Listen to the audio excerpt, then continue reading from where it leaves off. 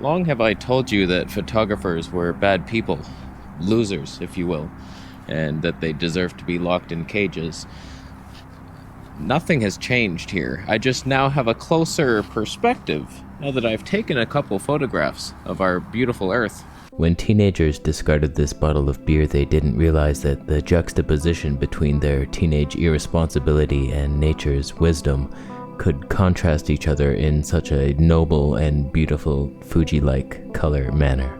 The fluorescent green of the bottle represents the unnatural abilities of mankind versus the muted colors of nature, who are more natural and honest.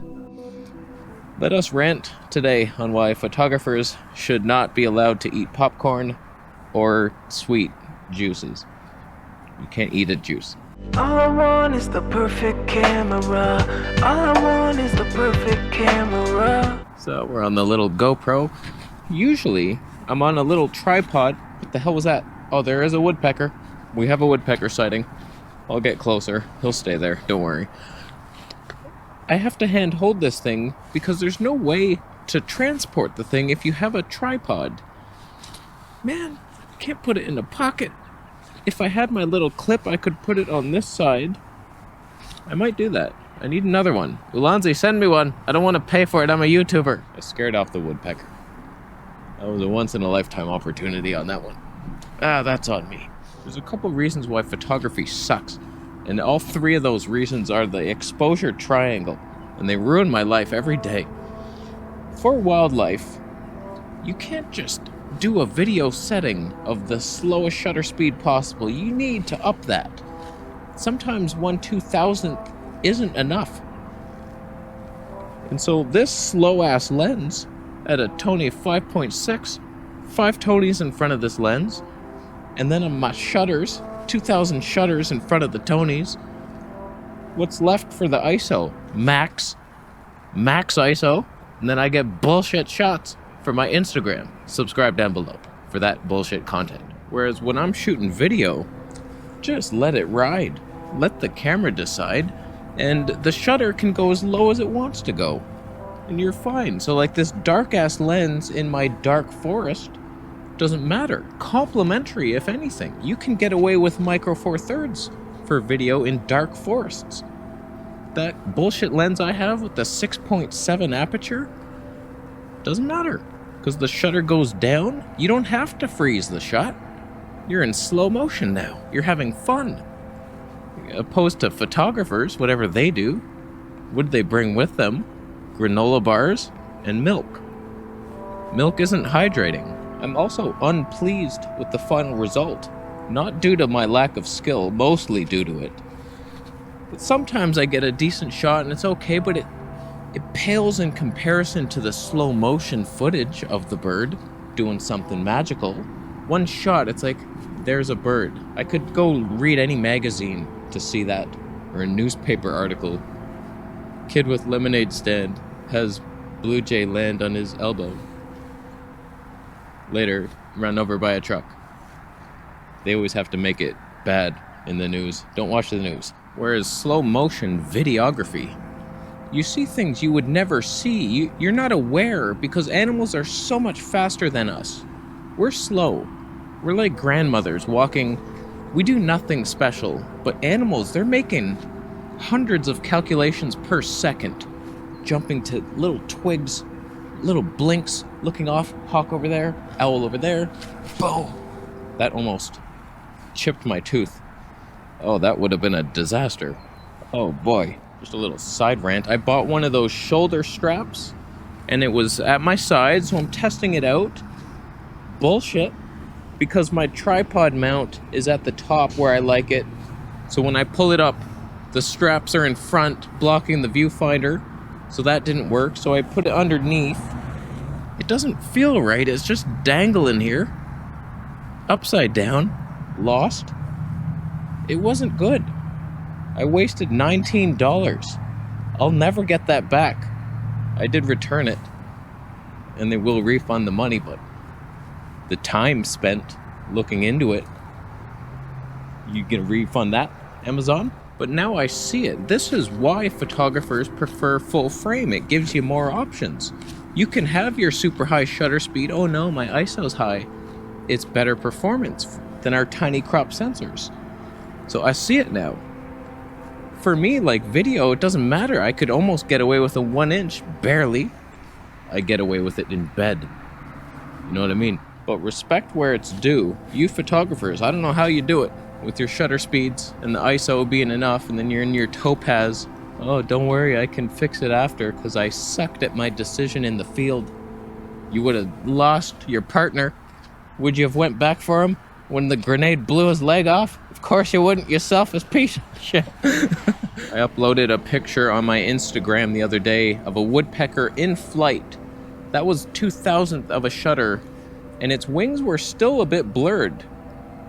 I was like, what do you have to do? 1/4,000th? So if you have clouds, like every day, oh my god, 3 robins. I never would have caught that. Why am I pretending I could have done anything with that moment?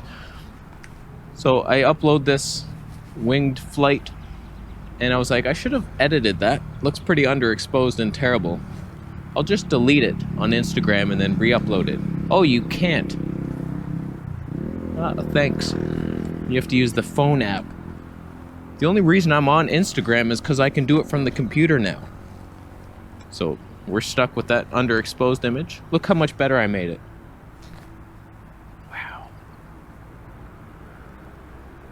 I made it brighter and slightly sharp around the eyes. Take that. My old camo hat was too big, so I got this one. Fits much better, but it's black on the other side. So it's not gonna do much. It's not doing anything right now, even if I was hidden. I went to a camouflage store the other day, so I bought a t-shirt, camo t-shirt, and a tank top. So I'll have 2 pieces. I bought some shorts, but they were too baggy. What's up with you teenagers? Your baggy pants. That style was never good.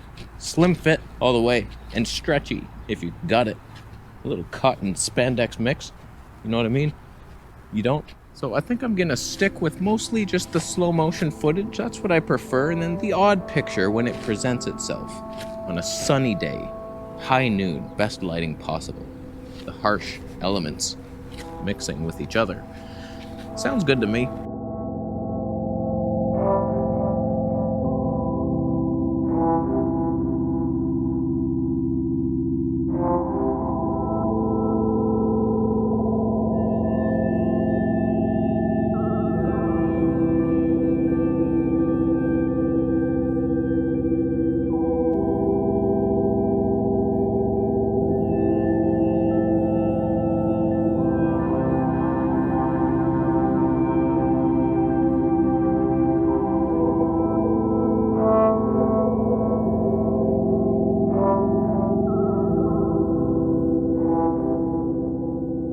There's a small chance that it's Fuji's fault for not taking great photos. It could be that. I've had trouble in the past with it. I do have image stabilization mode 2, so it's only on when it takes a picture. Everything looks shaky as shit. Thank you, Theoria. Apophysis. Love you. Good advice. So hopefully that will help with some of my shots, but I tell you, I don't know that Fuji is the best hybrid camera. Let me just rant, one last rant. It has a movie to still switch. When I switch into stills, all my custom buttons stay the same for video. Like my button to switch into slow-mo that now does nothing in stills. It's not a separate thing. Why? That almost ruins my life entirely. How is this a hybrid? No one has ever mentioned that in any video ever. The buttons, why are you doing this? So photographers, you suck. Your shutter speeds are too low. Your ISO's too high. Your aperture, you refuse to spend good money on it, so you don't have one. You suck at your job, and I suck at mine, and that's why we're best buds. So what do you think? Post your photography related tips that relate to Fuji. Something's wrong with my technique, most likely, but I suck at this. But the footage, slow-mo, I'm alright. I got some amazing mink footage coming. You wait. I just teased it, I ruined it. You're not gonna watch the video. I make money through the videos. I need you to watch that. Oh boy. That hurts. Give me your tips, and I'll pretend I came up with the advice on my own. And I will give no credit anywhere. The thing's gone.